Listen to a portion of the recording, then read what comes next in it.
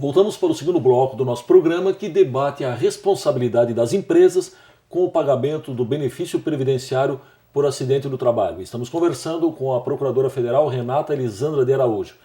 Bem, Procuradora Renata, as empresas alegam que já pagam o seguro de acidente do trabalho, que é uma contribuição social obrigatória destinada ao custeio, dentre outros, dos benefícios por acidente do trabalho e que, portanto, não caberia a ação regressiva.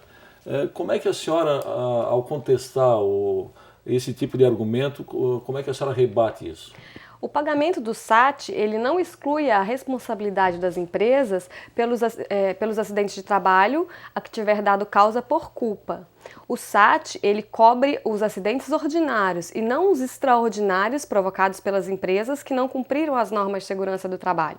Essa questão ela já está sendo superada pela jurisprudência dos tribunais regionais federais, que entendem que esse pagamento do SAT ele não retira, não exclui a responsabilidade pelos acidentes causados por culpa das empresas. Quando a gente fala em culpa ou não culpa da empresa, fica uma dúvida, né? A senhora mencionou uma situação ordinária, por exemplo, em que não fica caracterizada a culpa do empregador da empresa. A senhora poderia citar alguns exemplos para quem está nos acompanhando entender melhor a diferença? Sim.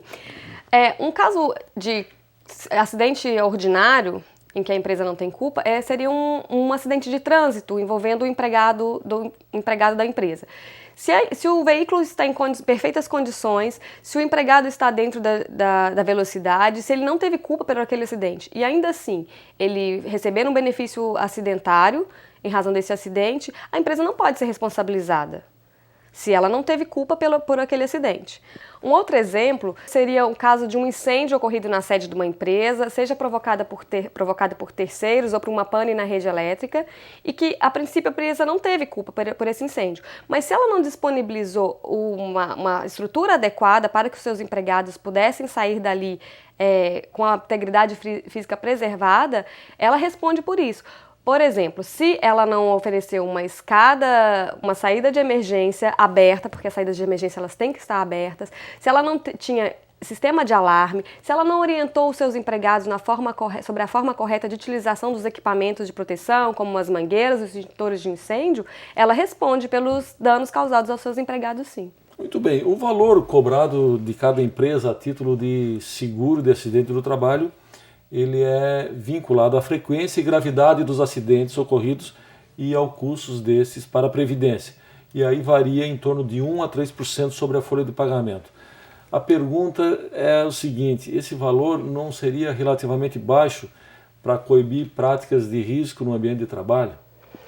Não, esses valores eles foram precedidos de estudos. E o SAT ou RAT, ele custeia os benefícios acidentários pagos pela Previdência e ele é calculado de acordo com a atividade preponderante da empresa, levando em consideração a gravidade dos acidentes, a frequência dos acidentes e os custos dos acidentes. A empresa paga uma alíquota de 1% se a sua atividade for de risco leve, 2% se for de risco médio e 3% se for de risco grave.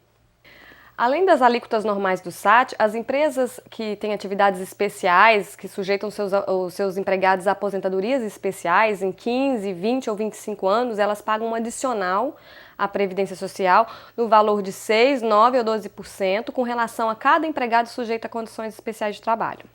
Muito bem, nós precisamos chamar mais um rápido intervalo, nós voltamos em seguida, só um instante.